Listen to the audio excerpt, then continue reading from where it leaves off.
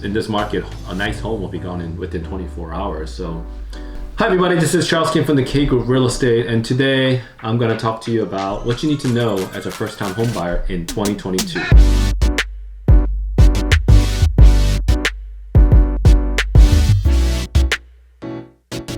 In this video, I'm going to give you 7 tips on what you need to know when you buy your first home.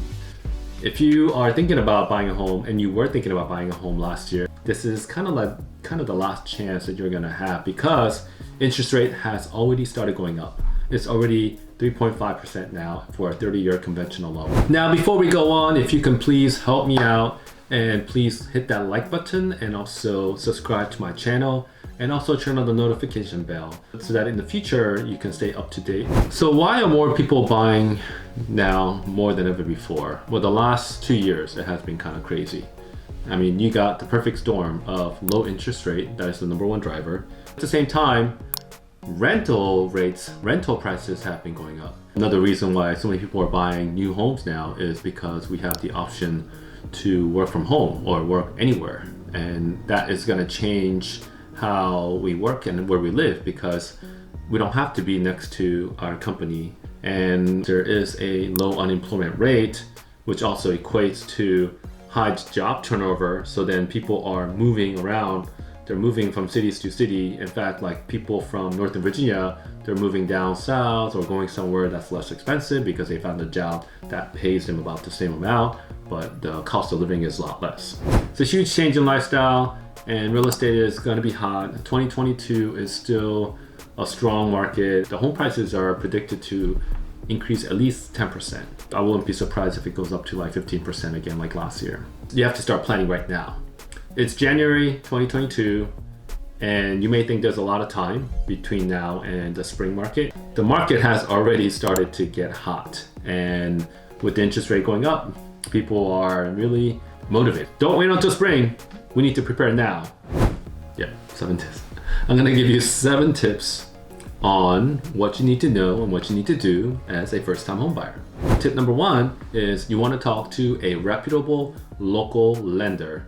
And that is very important in this market because when you're bidding and competing with different buyers, the seller or the listing agent that's representing the seller doesn't want to work with some random lender that never heard about. There are top 3 lenders in the area. Like if most real estate agents that's been in the business for many years know who these top lenders are. And if you use one of those top lenders, then you'll be sure to get a better attention or you have a better chance of outbidding some of these other buyers. I'll put those lenders and information below under my video so you can reach out to them. Also looking for a proper realtor, a real estate agent that's gonna know the market, that's gonna know how to play the real estate game, because there is a strategy to all this and there is a way to outbid other buyers. A good agent will know how to navigate you to the right direction, or the risks, and how to make sure you make the right decision.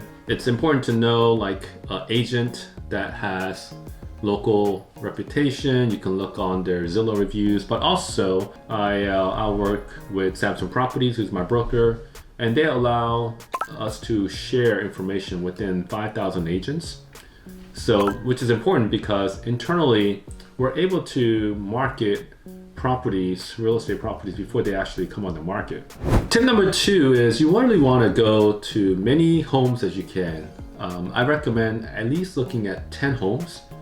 Well, first after finding out what location you like, and then you want to look at the homes to see like what they actually look like in person, but also does the layout work, does the lot work, and does the location work. But tip number 2 is really you just want to go out and try to look at many homes as possible and have your agent tell you all the pros and cons about it. That's the other thing. Like you don't want to, agent that's just gonna open the door for you and say, hey, take a look. Let me know what you feel, what you think. No, you want the agent to kind of show you the pros and cons of each property. And that's very important. That's how you know a good agent from a bad agent, right? A good agent is gonna give you an advice and give you some feedback about each property. I also recommend looking at new construction. If there's something within the price range or maybe a little bit more than what you can afford, but it's out there, go look at new homes, new construction. Yes, they are more expensive. They are 10 to 20% more expensive. But if you do the math and you factor in like you're gonna live there for like 10 years, 10 plus years, well, new construction, there's nothing major that's gonna go wrong with the new home for like 10 years. You have home warranty for the first year and you have structural warranty for 10 years. And because it's new, there's a lot lower risk. There's a lot less surprises when you live there, and stress as well, because you don't have to keep bidding on all these existing homes with other buyers, not knowing when you're going to actually get the house. So tip number 3 is location, lot, and layout. Those are the 3 most important factors when you're buying a house. Location is, well, obviously it's going to be the location that you want. Do you have to commute to work? Then you want to be to close proximity to your work location. Or maybe there's a certain town center that you like, certain city you like, certain school zone you like. Whatever it is, location is always going to be number 1.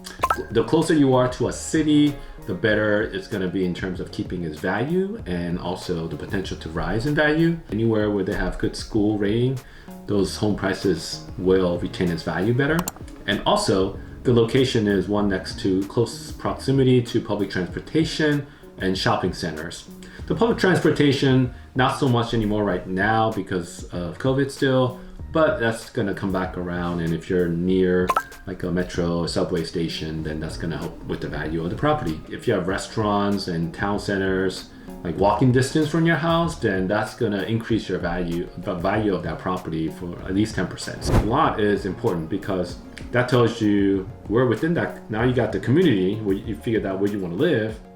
Lot is it right next to the road? Is it right in front of another person's house? Is it facing a direction where it's dark? When I say layout of the house, when you walk in, does the layout work for your lifestyle? Is it open concept? Is it closed concept? How many rooms are there? Is there 3 rooms, 2 rooms, office? Home office is very important. Everybody's working from home nowadays, so people want more bedrooms. Generally, the more bedroom you have, the more bathrooms you have, the higher the home price value. So keep that in mind. So having extra bathroom can be $10,000 more. Having extra bedroom can be $10,000 more. Okay, so now you went to 20 homes, you checked out all the brand new construction homes, and you figured out the house that you want to buy, right? Now that process right there we just talked about, it can take 2 to 3 months. And this is why it's important to start shopping now in the winter, because when spring comes, and a house that you want comes on the market, you're ready to pull that trigger, right? Because you want to be able to submit an offer and be confident that this is the best house for you and this is the house that you love. Tip number 4 is really preparing an offer that is attractive to the seller. Definitely want to talk to your agent and ask them, like, what does the seller need? What does the seller want? Maybe they need to rent back for 2 months. Maybe they want quick close. Maybe they don't need any quick close. They generally, like, sellers want a guaranteed offer. So what that means is they don't want too many contingencies. So number 1, the most biggest contingency that's going to set back for the seller is home inspection. Obviously, for the home buyer, you want home inspection, but the sellers, they don't want home inspection. So what do? Right? So as a home buyer, you have to think a couple things. Okay, if it's a new construction, maybe the house is only like less than 5 years old, then you're gonna probably realize like there's probably not gonna be that many items that's gonna break down or that many surprises when you start to live there because the house is already pretty new, right? So newer the home, the less risk you have in buying a home without home inspection. Now, there is an option for home inspection, but without the contingency. The contingency means the buyer can back out. You can back out without losing your deposit, which is great for you, but it sucks for the seller, right? Because the seller just got the house under contract, and then now the buyer saying they don't want it, and then now the seller has to put the house back on the market and start all over from day one, and which is a pain because you have to get the house ready and make it look all nice, and you have to live like you're living in a model house. And it's a really stressful process as a seller. They want a buyer that's not going to back out from the beginning, right? And sometimes even if you offer $10,000 more and there's contingencies, the seller will go with this other buyer who has no contingencies and get $10,000 less because it's a guaranteed offer. Like if the house is newer, only 5 years old, then you're going to probably have less risks, right? So lower the risk, the less number of contingencies, you can sleep on that. But if the house is 50 years old and you don't have home inspection, then that's a huge risk. So usually to my first time home buyers, I generally recommend newer homes with lower risk. And then when you're submitting an offer without an appraisal contingency, the worst case scenario is you just have to put more down payment to cover the difference in case there is a appraisal shortage. And then for the financing, you know, if you have been in your same job, you have a W-2 job and you know it's safe and very secure, you're not going to get laid off or fired anytime soon, then you can't take that risk of not having the financing contingency. Is you also want to show on your pre-approval letter that you can actually put more money down than 20%. Like in fact, if you have money in your retirement account and stocks and there's option to withdraw money or your 401k, whatnot, like that money can be hypothetically used for down payment, right? So on the pre-approval letter, you talk to your lender and tell them, hey, I want to make it seem like on paper that I can put more down than just 20%. And that's going to be important because the seller is going to want a buyer that has additional cushion in case the appraisal is short, right? So, and generally like the seller looks for somebody with more down payment. So tip number 5, it kind of piggybacks off tip number 4, is that since you can't have home inspection contingency, what can you do with the home inspection? Because you kind of want to know the condition of the house before you actually buy it, right? So one option is you can do a home inspection before you submit an offer if the seller allows that option. Some sellers don't want you to do a home inspection just because it causes, you know, it takes away like anywhere between 1 to 3 hours. They have to like leave the house. And it can also discover other deficiencies in the home that they may not have realized. And then sometimes there are some material defect about a home that the seller has to disclose at that point if they know about it. So a lot of sellers, they don't want to know about the condition of the house when they're selling it. Now, the other option is there is a home inspection for information purposes only. It's not a contingency, but it's kind of an option there just in case you want to use this another option to back out, and I'll tell you about what that option is next. But that's another option, home inspection for information purposes only. And then the last one is obviously you can do a home inspection after you buy the house, which I recommend if you can't do the other options. So, you know, once you moved into the house, get a home inspector to come and give you at least if they'll give you a instruction on how to maintain the home, right? If there's something that needs to be maintained, and you'll learn about it after you get the house, and you can start working to improve your home. Now you got past the home inspection, or there was no home inspection. Now you're on the contract. The seller picked your offer. You're freaking out. So what do? Well, number 1, you need to calm down and be rest assured that this is the process that every buyer goes through.